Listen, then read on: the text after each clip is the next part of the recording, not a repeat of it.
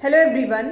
जिन लोगों ने D triple S P T C T का मतलब फॉर्म फिल किया था हिंदी से सब्जेक्ट, देखिए डी ट्रिपल एस पी ऐसा नहीं है कि सारे एग्जाम्स इकट्ठे करा लेती है सारे सब्जेक्ट का, जैसे बीपीएससी कराती है वो सारे सब्जेक्ट का एक साथ ही करा लेती है, क्योंकि नंबर ऑफ स्टूडेंट कम होते हैं और एग्जाम ऑफलाइन होता है। तो ऑफलाइन में ज़्यादा दिक्कत ही होता है कि ज़्यादा बच्चे एग्जाम दे सकते हैं, but D triple S P जो एग्ज़ाम है वो ऑनलाइन मोड में है और वो एग्ज़ाम दिल्ली में ही होगा। तो उतने कंप्यूटर्स चाहिए, उतने सेंटर्स चाहिए, बच्चे ज़्यादा हैं, तो इसलिए जो डी ट्रिपल एस बी है वो कुछ कुछ लोगों का एग्ज़ाम कराती है। जैसे उर्दू टीजीटी का एग्ज़ाम हो चुका, रिजल्ट आ चुका, जितने बच्चे सिलेक्ट हो रहे थे हो चुके हैं। और हिंदी सब्जेक्ट का आया है 17 अगस्त और 23 अगस्त, इन दोनों में से कभी भी हो सकता है। जैसे बॉयज़ और गर्ल्स का अलग अलग होगा, तो 17 और 23 उन्होंने डेट दे दिया टेंटेटिव, और वो एक हफ्ते पहले ही बता देंगे कि कब आपका एग्जाम होना है। अभी साइंस वालों का ले लीजिए, D triple S B TGT science वालों का आया ही नहीं है कि कब होगा। वैसे कुछ कुछ करके पीडीएफ वो निकालते रहते हैं कि किनका एग्जाम कब है, शेड्यूल आपको अपडेटेड रहना होगा। तो देखिए जिन्होंने भी टीजीटी में भरा है, मैं उनको बता दूं कि कैसे क्या कर सकते हैं। डी ट्रिपल एस पी का एक डिमेरिट ये है कि ये एग्ज़ाम की फॉर्म बहुत पहले फिल करा देंगे, ठीक है, फिर इसके बाद इनका पता ही नहीं चलेगा कि एग्ज़ाम कब होना है, तो लोग डीमोटिवेट हो जाते हैं। मतलब मैं खुद डीमोटिवेट हो जाती हूँ। जो एग्ज़ाम फ्लो में चलता रहता है ना, अगर तैयारी चलती रहती है, एग्ज़ाम होने वाले हैं तो पता रहता है, तो मोटिवेशन बना रहता है। लेकिन जब एक फॉर्म फिल करने के बाद लंबा गैप आता है, आप एग्ज़ाम नहीं दे पाते हो, तो डीमोटिवेशन ऑटोमेटिक आ जाता है। तो बहुत टाइम से प्रिपरेशन नहीं हो रही है लोगों की, मेरी खुद की नहीं हो रही है, तो क्या करें। तो देखो सब्जेक्ट आएगा उसका मैं बता देती हूँ कैसे। 2 पेपर होंगे, एक होगा जीएस का और एक होगा, मतलब जीएस मतलब नॉर्मल पेपर जो होता है, जनरल पेपर वो, और दूसरा सब्जेक्ट का होगा, 200 का होगा।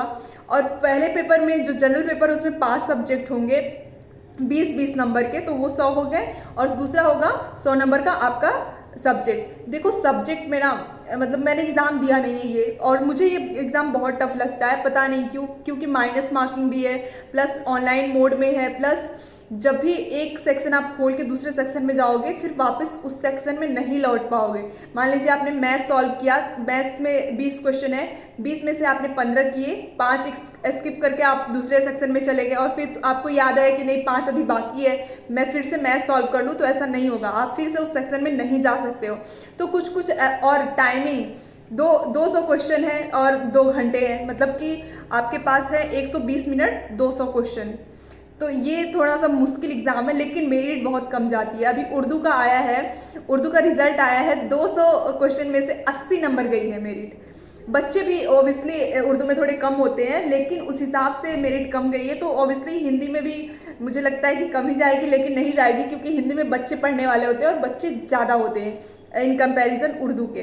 तो जिनका भी एग्ज़ाम है वो लिटरेचर से स्टार्ट कर सकते हैं, कि सेकंड पेपर जो होता है वो हमारे बस में होता है, क्योंकि हम उसी सब्जेक्ट की तैयारी शुरू से करते आ रहे हैं। तो लिटरेचर स्टार्ट करें, पहले भक्तिकाल, आधुनिक, आदिकाल, रीतिकाल, भक्तिकाल, आधुनिक काल, ऐसे बढ़ते बढ़ते जो भी है रचनाएं ये सब कर सकते हैं। फिर जो ग्रामर के पोर्शन है वो कर सकते हैं। फिर इसके बाद जनरल पेपर का थोड़ा बहुत देख सकते हैं, क्योंकि अभी टाइम है ही नहीं हमारे पास। अचानक से पता चला कि हमारा एग्ज़ाम होने वाला है अगले महीने, और फिर इतना कम टाइम है, क्योंकि हमने तो प्रिपरेशन छोड़ ही दिया था।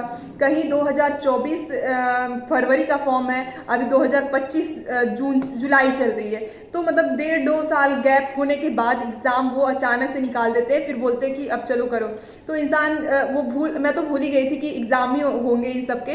तो क्या करने, सबसे पहले अपना सब्जेक्ट थोड़ा सा तैयार कर लेना है, इसके बाद जनरल पेपर देखना है, क्योंकि टाइम ही कहाँ है, 15 दिन, 10-15 दिन टाइम है, उसी में आपको सब कुछ मैनेज करना है। प्लस दिल्ली जाना है, आना है, इन सब का भी फर्क पड़ता है। देखो एग्ज़ाम में जाने से पहले, एग्ज़ाम देने से पहले ना ज़्यादा ज़रूरी होता है उस इन्वायरमेंट में।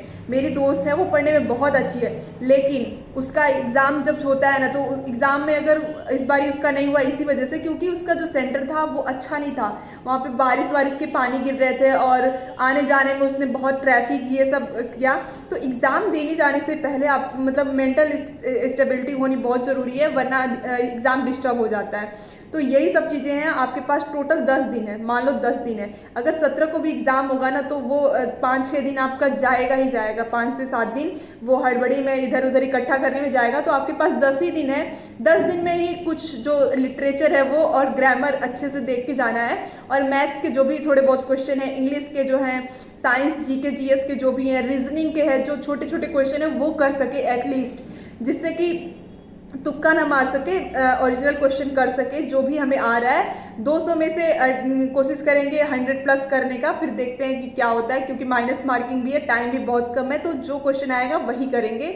आई होप जिन्होंने भी DSSB का एग्ज़ाम भरा होगा हिंदी सब्जेक्ट से उन्हें थोड़ी बहुत हेल्प मिलेगी। Thank you so much.